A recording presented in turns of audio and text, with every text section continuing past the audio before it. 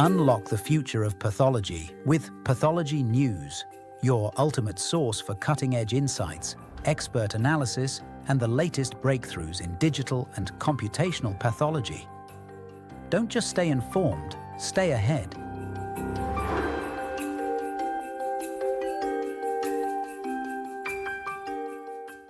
Hello and welcome to Pathology News. Today we're doing a podcast at the TIA Centre at the University of Warwick, and I'm sat with Shan Raza, who's the Associate Professor at the TIA Centre. Now, Shan, I believe your background starts in electrical engineering, which I believe you also did a PhD in, but since then you've ended up working in tissue image analysis.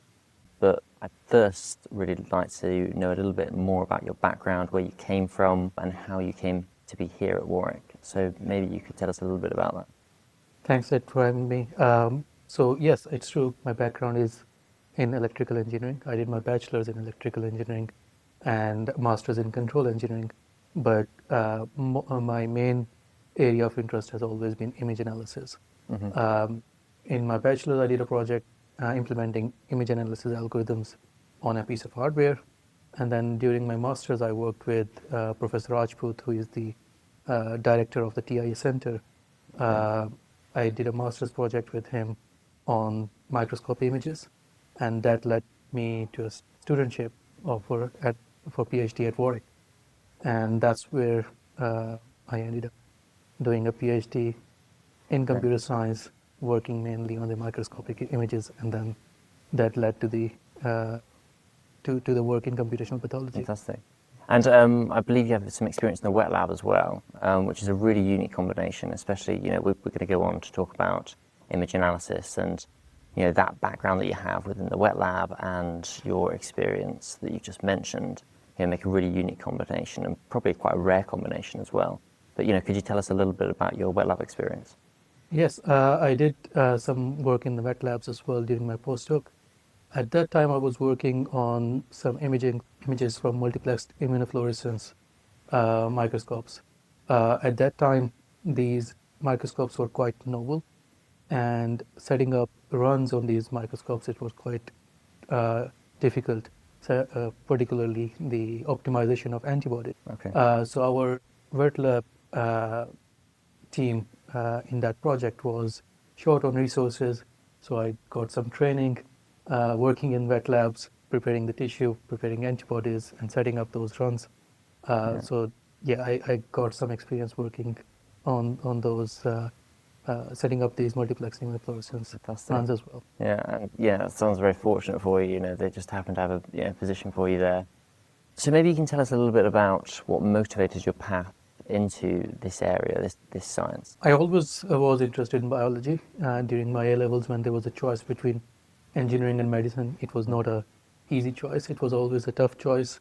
I picked engineering, but always back of my mind, I always had this that I should have looked into medicine as well, because I had interest in biology. And as I said, during my master's, when I worked with these microscope images, I found them very interested, and it was where both my interests and my expertise matched. So when I came to Warwick as a PhD student, I looked at what Nasir was working on, and at that time Nasir was mainly working on meningiomas. Okay. And I showed some interest in working on those cancer images. Nasir gave me that opportunity to work with those images, and absolutely I knew that this is something which I want to do in future. So it was not only out of professional interest, but also some personal interest as well, because I was in my immediate family, I had someone who suffered from cancer. Okay, yeah. And then when I started to learn more about cancer, I came to know that the more you learn, the more you know that you don't know anything about cancer, and that led me to this whole path. Okay, yeah. And you mentioned there the specific type of cancer that you were working on. Can you tell us a little bit more about the particular type of image analysis you were doing, and how that supported diagnostics? So Nasir was at that time working on meningiomas, but when I started my PhD, he had some images from this multiplexed immunofluorescence microscope. But at that time, we were working on colon cancer. And the idea was that nowadays this technology has quite matured, that you take the same piece of tissue and stain it with multiple antibodies, multiple type of antibodies. You can use multiple immune markers, some in addition to cancer markers, and try to understand the tumor microenvironment. Yeah, absolutely. It's just absolutely amazing to think where we are today. I think when you look back 10 years ago to where we were then, you know, the array of channels that we have for looking at particular biomarkers and all that information that we can farm into supporting people's diagnosis and the therapy that they end up using. Now you have a really interesting background, I think, because you've obviously got the computational science part and you've got the biological wet lab experience. So, you know, how do you feel that gives you an advantage to your role here at the TIA Centre? I think it's a unique combination, and although you said it's a rare combination, but I have met people with background in medicine and pathology who have learned computer science. Okay, yeah. The other way around. Yeah. But yeah, it is a good combination because if you understand how the image acquisition is going to be done, you know the weaknesses, the limitations of the image acquisition process. Yeah. And you know the strengths of that image acquisition as well, and that gives you some sort of advantage, that how you can build robust algorithms, that what kind of variation you're going to expect in these images, and that helps you build those robust algorithms. I can give you an example. If you have a photographer who's an expert, they know, for example, when you're taking an image of a person, a selfie with a sun in your background, with a light, with a strong light source in your background, they know how to process those images in Photoshop much better. But if there is someone who is just sitting in a computer lab and they are just processing these images and they don't know the process of that image acquisition, then it's a bit different and difficult for them to process these images as well. So that's how it goes in pathology as well. Yeah, certainly. You know, and I think this applies to so many different fields as well, but having an understanding of many of the steps in a complete process gives you such an advantage to someone who just does one part of it and comes in to hopefully understand the whole process. Now, we mentioned the TIA Centre a few times there. That's something that I'd really like to dig into now. So, you know, if I can ask you, what is the TIA Centre and what do you do here? The TIA Centre is a unique centre at the University of Warwick. It is, as the name suggests, it's a tissue image analytics centre. We are mainly concerned with the analysis of tissue images, although we have more expertise now. It all started as a lab in early 2010s, where Nasser established this lab. He had experience prior to the establishing of the lab in early 2000s. He was working with microscopy images. Around 2019, from that small lab, it grew with more people coming in, and we had about 30 to 40 people working in that lab. And that's when we grew into a center. And during the past 5 years, this center has become strong with more faculty members joining. We have more people who are joining with experience in medicine and pathology, who are joining us as going to join us as honorary fellows as well. So that's how it has grown during the past decade. Definitely, yeah. So I think that aptly reflects how digital pathology is expanding as well. You know, 10, 15 years ago, it was just a very, very small field where we had, you know, the Aperia scanner as the first scanner in digital pathology, and, you know, AI algorithms at that point were fairly non-existent. So it's, a nice reflection to show that you're growing here at the TIA Centre. Maybe you can tell us a little bit more about the individuals in your team who work here and, you know, what they do to facilitate what you do. We are currently a team of about 30 people. Mm-hmm. We have 4 faculty members. Mm-hmm. Nasir Rajput, he's the director of the TIA Center. Okay. And he, as I mentioned, he has strong background in computational pathology. Mm-hmm. Then we have Dr. Fayaz Menaz. Mm-hmm. He is the deputy director of the TIA Center, and he has background in bioinformatics. Mm-hmm. And then we have myself. I am the I again have background in computational pathology, but then we have Dr. Adam Shepard, who is also a faculty member and with background in radiology. So we are gathering all those expertise combined with computational pathology, because the future is multimodal. When you are particularly analyzing cancer, Mm-hmm. I I know the focus of TIA Center and the strength of TIA Center has been algorithm development in pathology, but we have come to realize over the past decade that pathology is important. It gives you important information about the disease, but it's not always the complete picture. Yeah. You always need clinical information. You always need radiology Yeah. and other types of data as well to build the whole picture and try to understand cancer. So I think we need those people with these different backgrounds. Yeah. And then we have a team of researchers and PhD students, and with help from TIA Center, Yeah. project manager and coordinators. So Yeah. we are a good Yeah. a team with a good strength. Yeah. Fantastic. And you mentioned, and I really like the way you put this, multimodal data is the future. And I believe that you're doing some integrations with other modes. You know, we've obviously got pathology and radiology, perhaps genomics. I don't know if you work with that here.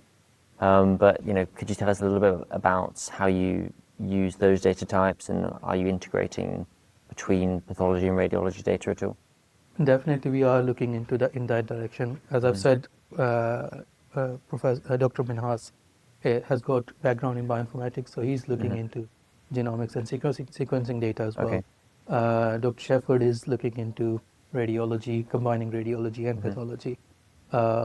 We had recent attempts and combining these data sets, Yeah. these data.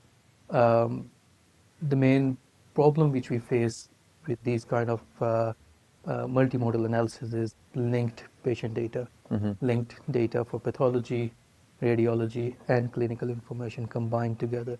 Yeah. That's the key for this kind of analysis, the bottleneck Yeah. which Yeah. we are facing. So yeah, we are looking into this direction.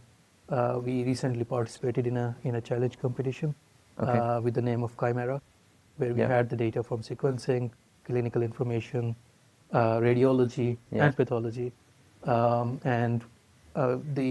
And one of the main aims was predict recurrence, predict prognosis, Okay. Using and all the different data all the different types. data sets, and predicting the response to treatment as well. And I can Fantastic. proudly say that on one of the tracks we won we were the top team, Okay. top performing team. Excellent. Yeah. And you know that sounds really fascinating. So you know, if I were on the internet and I was looking for that information, where would I find that? If you just search CHIMERA Grand Challenge Okay. on Google, Okay. you will definitely find Oh, it. excellent. We've introduced the TIA Centre there. My next question for you is, you know, why do you think the TIA Centre plays a particularly significant role at the moment in this current climate? The adoption of AI is moving at a fast pace. I totally agree. Yeah. We all know about that, and the TIA Center, it has a unique position in that, with more than a decade of experience working with pathology images, growing with these AI algorithms. I think TIA Center is in a unique place. We can comfortably say that we are one of the top centers in the world, definitely in the country, in computational pathology, and we have the capacity and we have got the experience to drive that innovation, uh, that innovation in the area of AI in pathology, and particularly combining these multimodal data. Excellent. And who is it that you're collaborating with in order to do that? We have both national and international collaborators. Nationally, if we just put on the graph, we start from the north, from Glasgow, Manchester, Leeds, Okay. Yeah. Newcastle. We have a strong working collaborations with Birmingham as well. Okay. And in London, I'm working on a project with the Royal Marsden Hospital Okay. and University College London as well. And internationally, we are working with the EU. We on a project called Big Picture. We with nearly 50 partners. Okay. This project is again. Yeah, I'd love to hear more about big picture. Uh, this project is aimed at developing AI algorithms, Okay. bringing those AI algorithms into the clinic, collecting data from multiple centers, because that's one of the key problems which we face when we are developing these algorithms. If you develop an algorithm from one center, Yeah.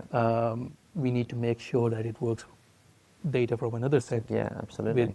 with patients with different ethnicity, Yeah. with different backgrounds. And that's where, when we get these multicentric cohorts and test these algorithms on those cohorts, Yeah. that gives us confidence on these AI algorithms Yeah, as yeah.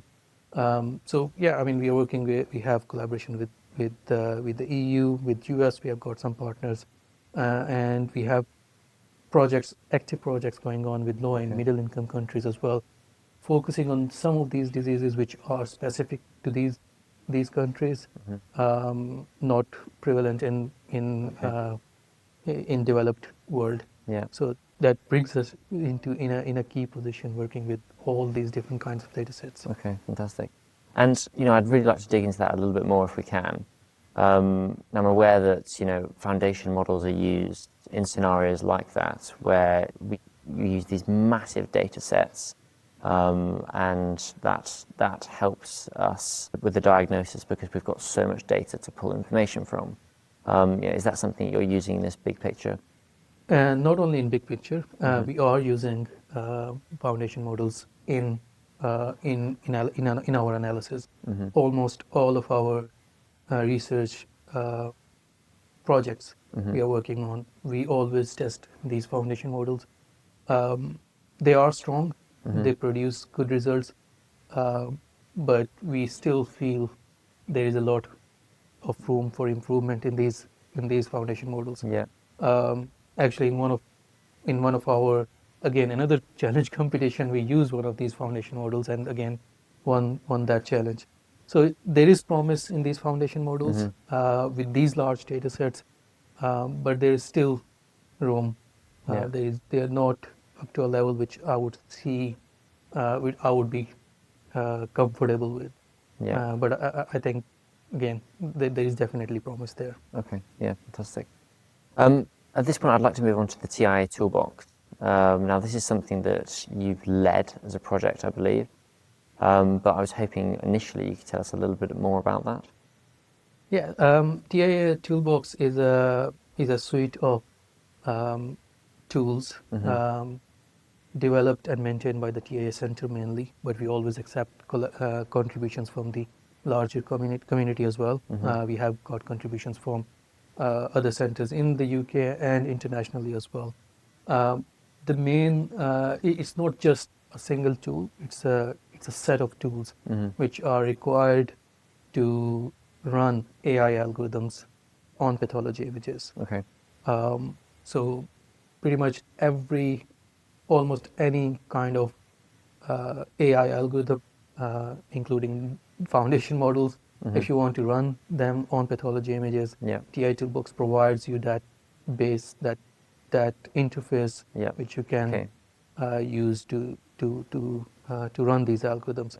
Mainly, it was designed for education and research purposes, and we are using it in our modules for teaching new students in computational pathology.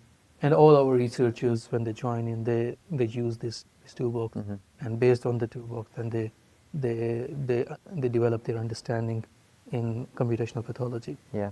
And you mentioned it's a set of tools there. So I know that a large part of our audience are computational pathologists, so they'd be really interested by kind of a breakdown of that. I mean, can you talk us through some of the features of it? Definitely. There are as I said, if you want to run any AI algorithm, any modern AI algorithm, you can use TI Toolbox to run that on pathology images. The set of tools it includes starts with image loading. That's the first step you need to know. Yep. When you are working in computational pathology, you want to read these images because these are coming from different scanners. Yep. They have different um, interfaces to read. So what we wanted to do was make sure that you have a single interface to read the images from different scanners, Yep. whether they are the regular H&E images, IHC, or even immunofluorescence images. Okay. So you can use these the single interface to read these images from different scanners, read at multiple resolutions. Pathologists are used to work with multiple different magnification levels, so you can specify, I want the image at this magnification level. And then if you want to pre-process the image to run AI algorithm, you can run those. You can run almost any existing AI algorithm on these. But the most important feature, and I really like that feature, is the visualization, which is a web-based visualization, and that has helped us in our research, to discuss with our collaborators, particularly pathologists. When we get the results of these AI algorithms, Yep. we want to visualize them, overlaying them on top of these images. One of the most common misconceptions, as we know, about these AI algorithms is that these are black boxes. I don't agree with that black box term, Okay. because you can always open that black box, and this visualization definitely helps us to open up that black box. Yeah. So you have an image, you want to run an AI algorithm, you want to see what it has learned. So you can overlay the results of this AI algorithm on Okay. top of these images, and then try to understand what this AI algorithm has learned to Okay. open up that black box. Yeah. Yeah. If you want to see, if your listeners want to see how this visualization works, if they just Google TIA demos, Okay. they will be able to find some of these examples where they can just interactively play with the results of AI algorithms as well. Okay. Fantastic. Well, I hope that's all the features covered. For anyone wanting to download these tools, outside, I know you mentioned the demos there, but outside of the demos, where can they find that? To download the TIA Toolbox, you can look at the TIA Toolbox documentation, and it gives you the instructions how to install it on your machine. It's a cross-platform Okay. toolbox, so you can install it on Mac, Linux, Yeah. Windows, whichever platform operating system you're using. All you need is Python environment. Okay. So and it's written in Python, I it's assume. written in Yeah, yeah. Python, but almost all the operating system nowadays have built-in Python, Yeah. so you don't need to install that. But if you don't like installing Python on your machine, it is on your machine anyway. But if you Yeah. don't want to install it that way, there is always all our examples, example notebooks. If you go to the documentation page, there is a link which allows you to open these examples in Google Colab. Okay. So all you need to do, you need is a web browser, Yeah. and just click on that link and run it on Google Colab. Okay. So Fantastic. you don't need to install it locally. It Yeah, will yeah. just run online, Yeah. and you can just play around Yeah. with the features. Yeah. Brilliant. I did see the examples folder, and it looked like it gave you like a really detailed breakdown of all the features as well, and the individual tools within it, which is really cool to see. Really getting more into the TIA Toolbox, what was your motive behind putting it together, and why is it important for these tools to come together into this single package? So when we are working with computational pathology, it's a combination. It's a multidisciplinary area. So you Yeah. need to learn about pathology, and you need to learn about computer science and programming as well. What we found was there was a gap where we had these computer science tools, these image analysis tools, AI algorithms, which were mainly designed for regular images which you take from your phone cameras. But these pathology images, they were quite different from those kind of images. And when we had these researchers, particularly when TIA Center was growing, we found that all these new researchers, new PhD students, postdocs who were coming from different backgrounds, they had to learn how to run algorithms on these kind of images. Not only they had to build everything from scratch, Yeah. but also they had to learn how to analyze these images as well. Mm-hmm. And pretty much all of these researchers, they were doing the same thing in a Yeah. repetitive manner. They were trying to reinvent the wheel, I Okay. would Yeah. say, from scratch, and it would take them 3 to 6 months to come on board in computational pathology. So this is something which came to my mind because when I was working at the Institute of Cancer Research as a postdoc, so that's where I built a suite of tools which were being used by other researchers later on, even after I left. Yeah. So then I thought, why don't we just build those set of tools for the lab Okay. only? So initially it was supposed to be for the TIA center only, Okay. but then we found that the approach we took to build these tools was that so we have 15, 20 researchers, all of them have got their own set of ideas, they have got their own implementation, so on. So what we said, bring your implementation. How have you implemented this image reading, image loading, pre-processing, Yeah. the running of this AI algorithm? Because there are different types of AI algorithms, and then you need to optimize your pipelines according to that. So we compare all these different pipelines, and whichever was more optimized, the best pipeline we just integrated in the toolbox, and Yeah. then we kept it open. At a point, there came a point when we realized that it's not only useful for the lab, it can be useful for the wider community, and that's when we make it public. And then we realized that we started getting more and more input from contributors Okay. who were interested in computational pathology, Yeah. and they further optimized it. Okay. And even today, we Yeah. are not set on this is the only way you want to run these pipelines, these AI Okay. pipelines. We continue to adopt to the modern Yeah. technology Yeah. as the field is growing.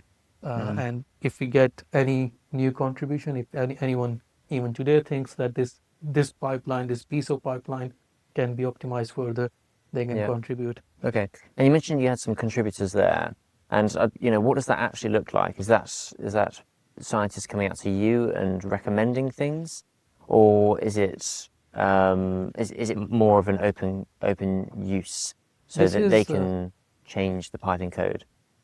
So this is an because the toolbox is an open source project, so the source code is available on GitHub. Yep. So anyone can go on GitHub and look at how the code has been written. It's properly documented as well. Um, so anyone who wants to contribute, they can go on GitHub, and we have the documentation on GitHub. If you want to contribute, there is a section for contributors. Okay. So you can look at how you can contribute to the code. All you need to do is just download the source code Yep. and make those edits, and then create a Okay. pull request, and we will Okay. review it. And if we feel like it's something worth adding to the toolbox, if Yep. it optimizes it, added new features, Yeah. we always accept that. Yeah. So you can almost, for your own practices, make your own custom TI Toolbox version, I suppose. We do have custom Yeah. TI Toolbox versions, and researchers have created forks of the main source code as well. Yeah. And eventually, when their projects mature and they want to publish their algorithms, Yeah. they definitely create these pull requests and make it part of the toolbox Yeah. whenever their publication is ready, when it's mature. Now, we've mentioned there that you've had a series of contributors kind of assist you in the development of the TI Toolbox. I believe there's some new tools that have come up recently. Perhaps they've come from contributors. I'm not sure. Maybe you can tell us a little bit more about that. As I've said, we are open to contributions to the new tools, Great. and we are always adopting the TI Toolbox Yeah. according to the modern requirements. So it's always we continue to add new tools. The most recent tools which we are now adding is the image registration tools, Okay. we have recently developed at our lab, where we are aligning the images from the regular H&E Yeah. to IHC and immunofluorescence. So Mm-hmm. that allows us to look at the regular H&E image and combined with the immunofluorescence, looking at different antibodies, Yeah. which helps us to understand the tumor microenvironment as a next step. Very cool. We are also introducing a new cell detection and classification algorithm as well, Okay. which has helped us to win various challenges. And I do want to go on to talk about the awards and challenges in a moment, but first I'd like to ask, how are you using this at Warwick, here at Warwick? We are using it for both education and research purposes. We are using the example notebooks for our labs, for our computational biology course, and new students who are interested in computational pathology, they get a taste of how it is to work in this area. Yeah. And then for our researchers, new PhD students, new postdocs, the first thing they come in, we say, just go through these examples, and it helps us that process which we used to take 3 to 6 months to bring them on board with this area of computational pathology.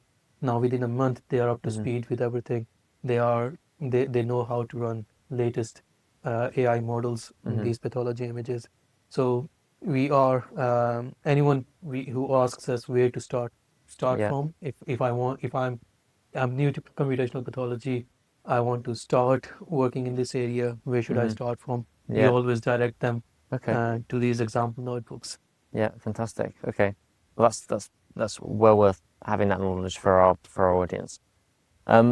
Next, and I alluded to this earlier, I'd like to ask you about the awards that you've won with the TIA Toolbox. Could you tell us a little bit more about those? Yes, TIA Toolbox has helped us win 4 different challenge competitions this year, and I think we always had this advantage because our researchers were using these set pipelines. They were familiar with the workflow. They were able to adopt different workflows easily because they were using the toolbox. Yeah. We participated in 4 different international challenge competitions, starting from uh, they are all names of animals, but they are Okay. different, related to different tissue types. So the first one we participated in was monkey challenge, which was on kidney biopsies. Okay. That was detection of lymphocytes, Yeah. detection of lymphocytes, and classification of lymphocytes and monocytes in that challenge. I think we were at an advantage because our researchers, they didn't had to start from scratch when they had to test a new pipeline. Okay. They always knew, if I want to test this pipeline, I can use these engines in the toolbox. Okay. And if I want to test this pipeline, I can use this AI model. I can use this pipeline Yeah. in the toolbox. And that gives us focus on the main problem, which we are trying to tackle in those challenge competitions. And I think that helped us win. The other challenges I think we participated in was Puma. Okay. Another animal. Another animal Yeah. that was on melanoma samples. Yeah. That was segmentation and cell region segmentation and cell detection and classification again. The third one I've already talked about, CHIMERA, where Yeah. we had this multimodal data sets, clinical sequencing, and pathology, including radiology as well. And then the final one was MEDOC. We are winning MEDOC consistently at Okay. Warwick Yeah. over the past 3 years. Okay. Congratulations. The 3 challenge competitions which MEDOC team run Yeah. over the past few years, we have consistently won that, and this year as well on the mitosis detection, we won the challenge competition again. Okay, I'm with you. Fantastic. And congratulations on all of Thank those you. achievements as well. So, having had this conversation, I kind of regard you as an expert of AI in this field. So what I'd really like to ask you about is what you think of its deployment clinically. Are there any pitfalls that we should be aware of when people are considering deploying AI in their workflows? we all know that AI is coming to clinic. It is part of our everyday life nowadays. But I think the first thing we need to do is to build trust in AI. Okay. As a patient, I would like to see how AI workflows are working, Yeah. whether I can trust the AI algorithms or not. And the first step would, I think, will be opening up that black box we've talked about. Okay. Yeah. That's the one major thing which we need to discuss. But before that, I would like to highlight that the machine learning algorithms, they are being used in the clinic even today as well. Maybe not as an AI tool. For example, if you go for a radiology scan, technicians are always using some Yeah. sort of software which is using machine learning in the Yeah. background. They are using some sort of image enhancement techniques in that sense as well. The way we know AI, maybe that's not part of the clinic at the moment. So we need to keep that in mind as well. So I think one way is that we bring these AI tools. If we have more open source tools, that's one way of bringing that trust, more validation as well. But at the same time, I think definitely we need to go through regulatory approvals as well. Sure. We need to go through certifications as well before these tools become part of the clinical workflow. Yeah. And we know that's something which we need to overcome before we can get it into the clinic. Yeah. But I think we also need to keep in mind that these regulatory, the regulations, they need to adapt to the new environment as well. Absolutely. They are designed to the traditional workflows. Of course. They're not designed, and it's understandable that they were not designed for this kind of the new technologies.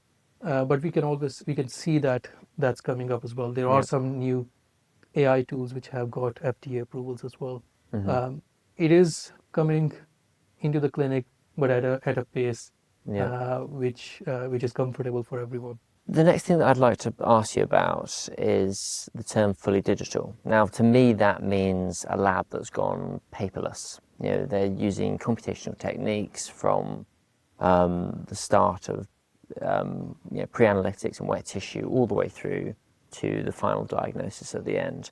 I'm wondering if you envision a future where we'll have an AI diagnosing every form of cancer. I see a future where AI will be helping diagnose different types of cancers. I think human intervention, human in the loop is always required, but it will be definitely in phases. At start, we will see some AI algorithms coming into the clinic where it's performing diagnosis of certain types. We can start with something simple like predicting normal versus abnormal. A lot of pathology workflows, as we know, is to identify those abnormal samples. Yep. And for a pathologist, it's a lot of workload. So that's where AI can definitely help.